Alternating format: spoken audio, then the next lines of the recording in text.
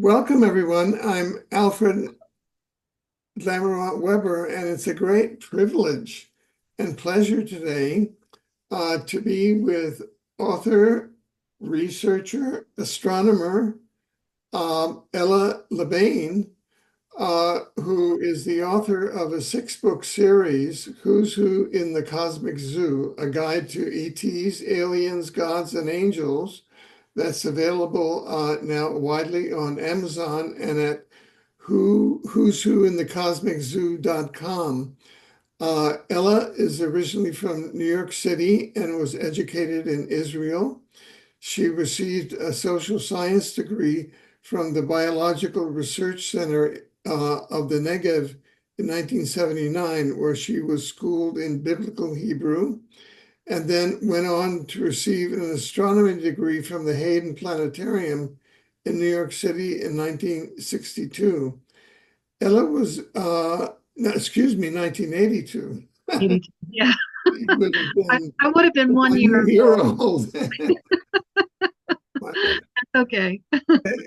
Ella was born in 1961 in New York City as an Italian Jew and met Yeshua. Some know Yeshua as Jesus in the Negev desert in Israel after he appeared to her after her graduation in July of 1979. So it's our great pleasure uh, to welcome you once again to Omniversity TV. And uh, this Thank this interview will be very specialized because it's on the question of whether or not President Donald Trump will become the disclosure president. And I have two questions, so you can answer them, you know, uh, with as much detail as you want. Question one is this. Uh, you wrote that in his first term, which was 2017 to 2021, in effect, President Donald Trump became the disclosure president because, quote, Trump's executive order rescinded Ronald Reagan's, quote, Nibiru Secrecy Act of 1983. That was the Space Policy Directive of February 19th, Directive 4 of February 19th, 2019, which established Solar Warden and the Space Force. And Trump's executive order rescinded Ronald Reagan's Nibiru Secrecy Act of 1983, making it an obsolete regulation imposing stiff penalties of 50 years imprisonment and unspecified fines on Nibiru whistleblowers. And so the real question then, and of course, for those who are not familiar with Nibiru, let me just quote from you again very briefly. Nibiru is a planet that belongs to the Nemesis system. Nemesis is a brown dwarf star that comes around behind our sun. Nibiru is a planet that is believed to be 5 to 7 times the size of Jupiter. The global elites know that Nibiru is imminent and that it will destroy 2/3 of the world population, which they are hoping for, as that was part of their original plan to reduce the world population. And as to the timing of Nibiru, I'm just quoting. That would bring us to 2048. We're now in 2024. All the charts point to 2040 to 2046. So it's about 25 years or so as the final passing of Nibiru Wormwood, which is a 7-year passing. as I've described in my fifth book, The Heavens. So my question is this.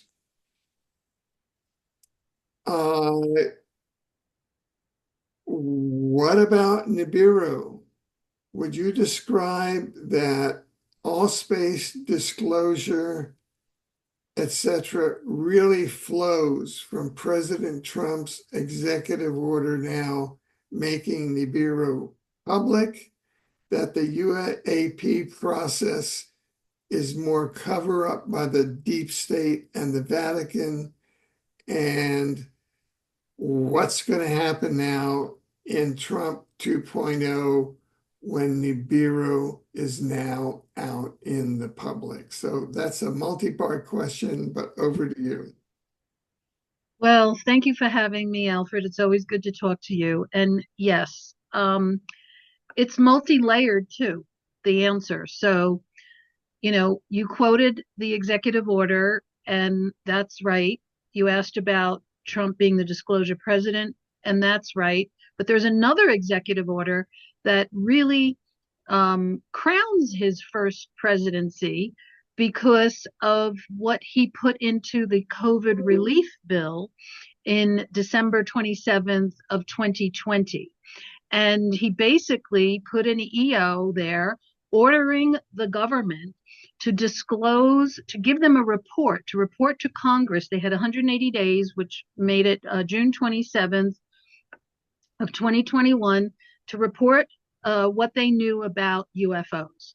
And that really was the beginning of the government disclosure. So let me just backstep and say one more beginning, which happened under his administration, but it wasn't actually caused by him.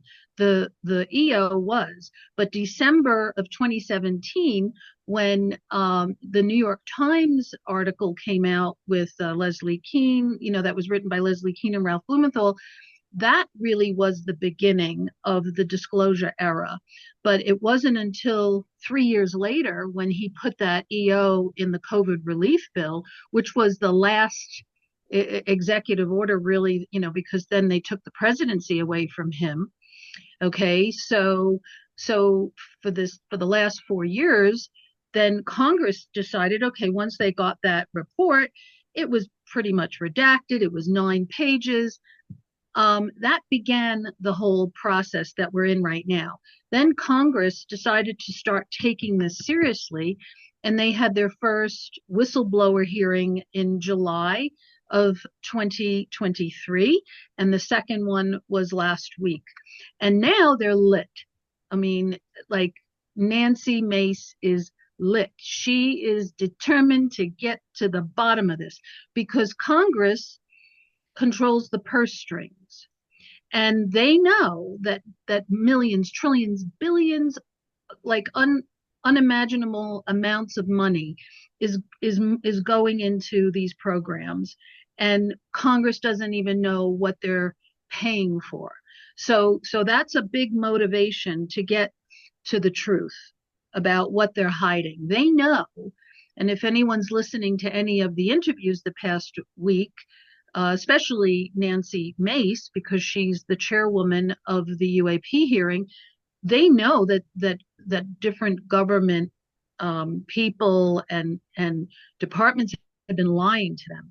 So they are determined to get to the bottom of it.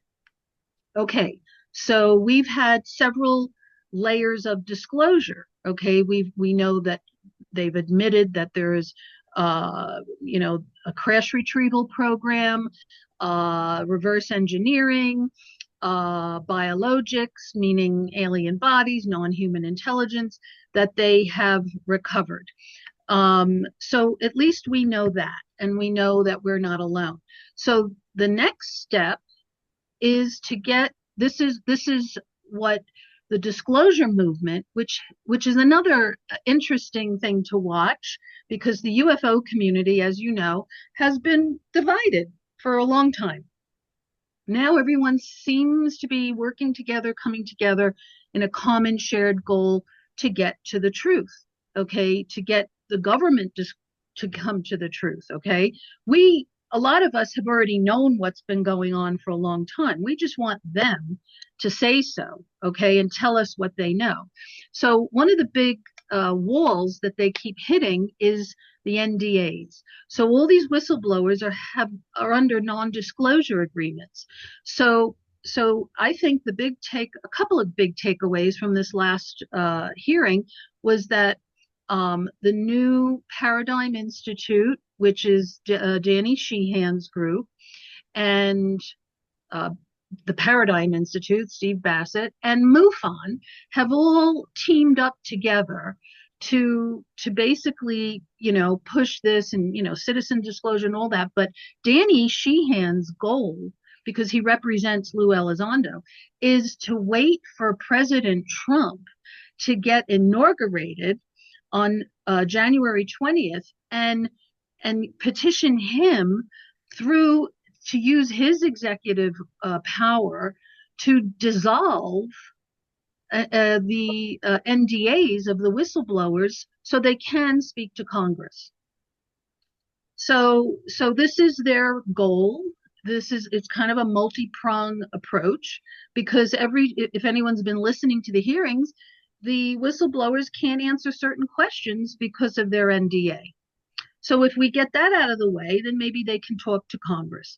So that's number one. And so the reason why he's confident that President Trump will acquiesce to this is because he has already promised that he wants more transparency. And it's not just from him, it's also from the individuals or the people that he's put into positions in his cabinet. And that's still in progress. I mean, he hasn't completed that yet. So because we know that a lot of the people who he's already assigned, they've already said the same thing, that they want more transparency. And they're looking, to undo certain things, get rid of the waste, get rid of the wasteful spending. That's why he put Elon Musk and Vivek in the DOGE, the Department of Government Efficiency, because they're gonna slash a lot of stuff. But they might even, who knows? I mean, this could be like one of those whack-a-moles where, you hit one thing and the other thing comes up, and the least expected department of the government is going to be the one that says, hey, wait a second, where's all this money going to? Okay, so it's always about the Benjamins, I mean, they're going to find stuff that is like wasteful. They're going to cut and they're going to say, hey, it goes straight. I'm not saying this is the truth. I'm just hypothesizing that it's going to go straight to the Pentagon or the Department of Defense or something like that. And then something's going to come up, and then Congress is going to get involved, and they're going to go, wait a second, because they're ready for this. Everybody's like primed right now. So back to Trump being the disclosure president. Yes, through his executive orders in the first term, he initiated this disclosure era that we're in. And his second term, I think we're going to move the peg forward, like major steps.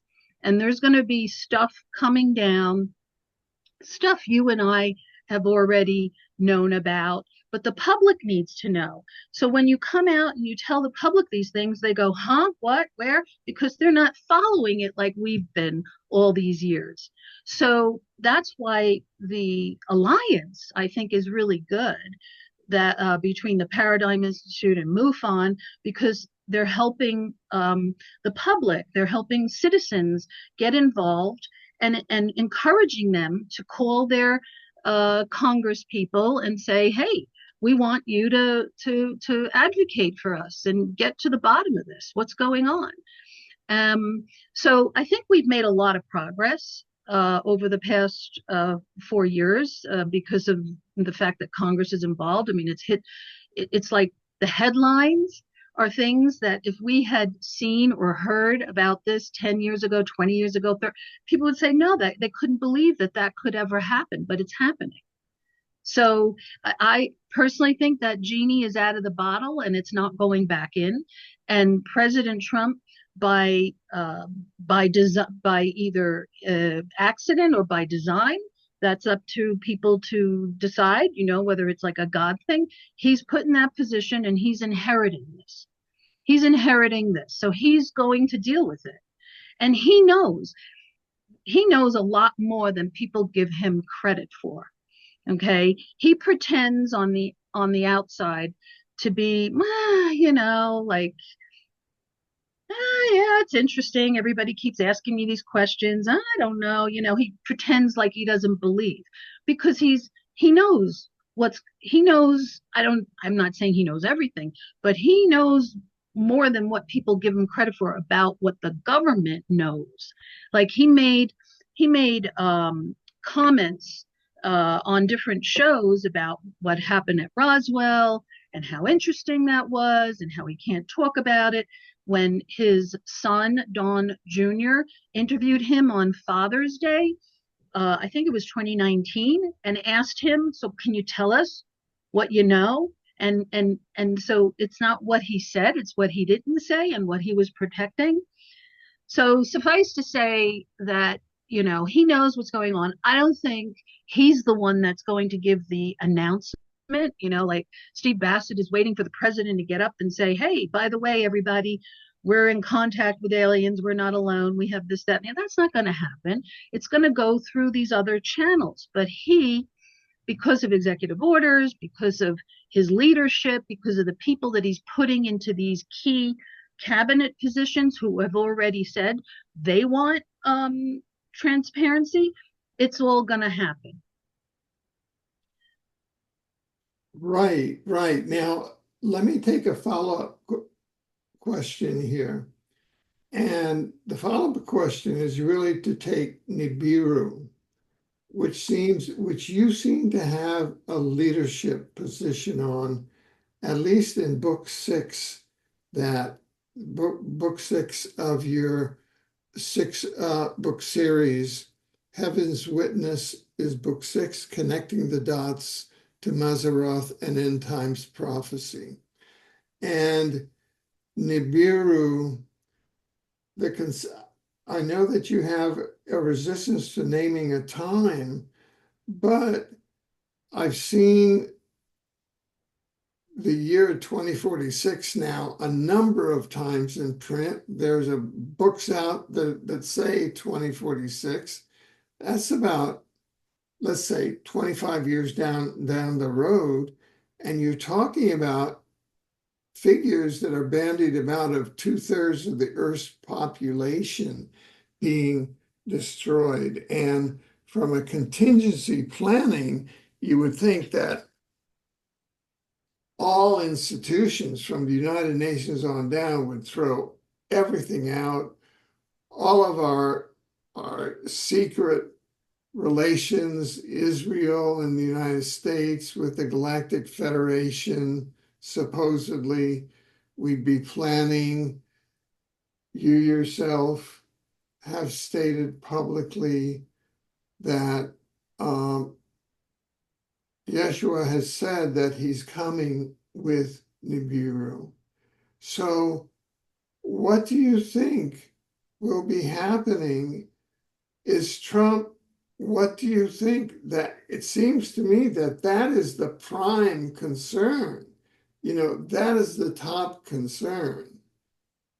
As a futurist myself, that would be the top concern of any planner, of any spiritual person, whatever rung you want to come in on the ladder. So what is going to occur now in Trump 2.0 regarding Nibiru? Is President Trump going to say, this is the top concern of the government? Is the United Nations, is any entity going to say Nibiru is the top concern? Over to you. Honestly, Alfred, may not be what you want to hear, but I don't think so. I think that Trump's top concern is nuclear war. And he's talked about that. So is all his key people, like Tulsi Gabbard, who's was put into the position of the DNI. And also, everyone was talking about it after the hearing, too, because during the hearing, the UFO UAP congressional hearing last week, were the stories about the UFOs showing up at nuclear sites, which is a pattern. Right.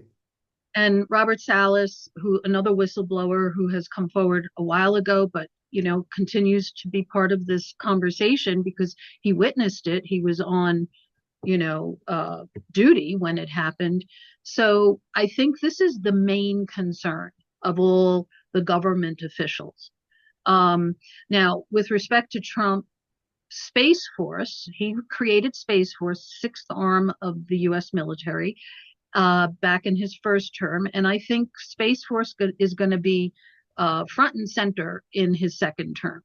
So Space Force was put there not just to protect Earth from a potential alien invasion, but also because of all this technology in space. So what I'm seeing almost on a daily basis, but at least weekly, is planets showing up around our sun. And I see it through it's public, but people have to catch it. We all have to go on there. I'm part of a group of people that are watching it every day, and you have to screenshot or record because it is put out publicly. The SOHO, the LASCO coronagraph space telescopes, the Helio viewer, GOES, Cactus. There's a whole bunch of them that are focused on the sun, and there's a 24/7 loop, and it's public. However, when these big pieces like the planets and the moons and spaceships show up, then there's a bit of a delay, and then they scrub it. So the researchers really need to be a little like ahead of the game, screenshot, record, and that's how we have this evidence. That's how we know that this is happening. And then it goes down. Okay. So with that said, that's going to become somehow part of the Space Force mix, because if they're put in play to be the solar guardians, isn't that the name that they gave themselves when he created them back in the first term? If they're going to be the solar guardians, the solar wardens, then this is a big piece, and they obviously know about this. And the globalists, the people they've known about this for the longest time. Ronald Reagan knew about this. Ronald Reagan was given the first photo that came from IRIS, which was a NASA probe that went to the edge of our solar system, and in 1982 showed it to him. I have the picture. It's out there. It was leaked, and now it's all over the place. But that's what got him to write that. That's what initiated, and that also initiated the Star Wars program, his SDI, the Strategic Defense Initiative. So back in the 80s, they all talked about, this was the cover story, that it was to protect America from foreign nations like China and Russia. And that, I'm not saying that wasn't true. That's one layer of it. But the real reason was to protect the Earth, to protect us from alien invasion. So they basically were putting weapons up in space. Okay, so here we are today, and that's the reality. There are weapons in space. So Space Force is going to oversee that. They're going to be in charge of that. So how can they not? And they work with NASA. NASA is another arm, but they're kind of like the hierarchy. So NASA has to report to them because all the stuff that NASA sees. Now, we've had some whistleblowers come forward. There was this woman. I think her name is Grace, and she was she worked for that UAP task force in the Pentagon. She's not in that position anymore. She spoke to Ross Coulthart recently, so people can look her up, and it was her. She disclosed even without violating her NDA, this is what she was able to tell us, that it was her job to look at all this footage that came from like the ISS, the International Space Station, and all the NASA footage of different things that they saw in space. So it was her job as a physicist to analyze it and to basically say, okay, this is this and that is that, and put the ones that were really kind of like, oh, that could be a threat, put it in that pile, and dismiss the other stuff as, just space anomalies. And that was her job. Okay. So we know, based on bits and pieces here and there, that they know about all this stuff. They're not just seeing spaceships, they're seeing planets. We're seeing them too. People are taking pictures from the Earth all over the planet, all over planet Earth, of the two suns, of something else around the sun, of something else around the moon. I mean, they came out. And this is another thing, I know you know this, about, how they have to give you something before they do it. Like, they slip it in. They might put it on the back page of a newspaper. It might be like, kind of a low level kind of media report, but it's out there. And they all reported about how Earth, our moon, was going to have a companion moon. There's going to be a second moon and a third moon, but it's only temporary, and it was till the end of November. And these are these asteroids that come in and they get locked into our orbit, but people never say, nobody says, well, where do they come from? How did they get here? And this is all part of the system. So the Nemesis Nibiru, I call it a system. So Nibiru is last. Before Nibiru comes in, Nibiru is preceded by a parade of comets, asteroids, meteorites, fireballs, and cosmic dust, red iron oxide, because the tails of Nibiru are like comet tails. And that's why they're always depicted with wings. That's why Nibiru always looks like it has two wings, because they're really two comet tails. And it's full of red iron oxide. So just the other day, what's today, Thursday, Tuesday, and I posted this on my Facebook because people were reporting this, and they were posting pictures and videos of the Emerald Coast, the north part of the Gulf of Mexico, the beaches. From 5 o'clock onward, the skies just turned red. Okay, it was like the wildest thing. And somebody even posted a video of it from inside her house, and how all the windows went red, and the sky was red, and then it went from red to purple. And there wasn't a storm, nothing really happened. The next day it was in the 70s and sunny. It was like, so people are saying that a lot of this stuff has to do with atmospheric changes over the Earth, which is basically what climate change is. And so here's another piece. Okay, so our sun is perturbed because it's having plasma exchanges with this other system. And the sun goes through its normal every 11-year cycle, and we're in a solar maximum. But the solar maximum this time is unprecedented. It's hit a lot of, it's even like surpassed previous cycles in terms of X-class flares. So what's happened, and why are we seeing auroras in as south as Florida and the middle of America and Australia, is because we're in the middle of a pole shift. Okay, but there's another reason that is even more disturbing, and that is that our magnetosphere has cracked multiple times, and they've been reporting this. And I collect these articles to show that this has been reported all along the way for the past 4 years. And every time there's another crack, something comes in and it causes the Earth to warm up. Go ahead.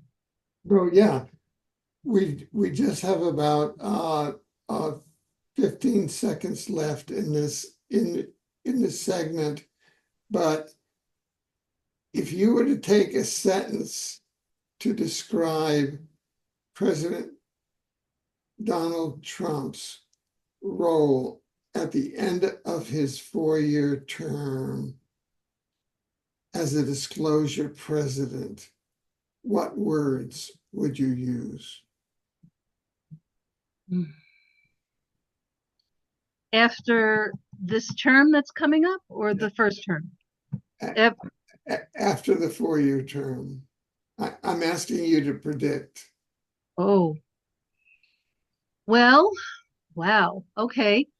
Well, first of all, I think that America, Israel, all the Western nations got saved, okay, because he got reelected. So there's this big exhale from people all over the world because of that. All right. Um, he hasn't even been inaugurated yet, and we see signs of, life coming back. The market went up, prices are going down. And really, that's what people care about. Okay. In terms of the bigger stuff, we're also seeing all this disclosure, and they're looking forward to his inauguration so that he's going to write 100 executive orders on day one. And I hope one of them will be to help these whistleblowers tell Congress their story. I think he will go down in history as the disclosure president, and everyone will agree on that by the end of the fourth term. And I hope and pray that he saves us from, World War III, nuclear disasters, because he's got a lot of people around him that are all moving in that direction. The biggest thing is nuclear war right now. So if we're sitting here 4 years from now talking, I would say, he's seen as a messianic figure by the Chabad, the Jewish rabbis. They believe he's kind of like the son of David. Like, they have the Moshiach ben David, the Moshiach ben Joseph, and they've already attached it to him. He's like Moshiach ben David.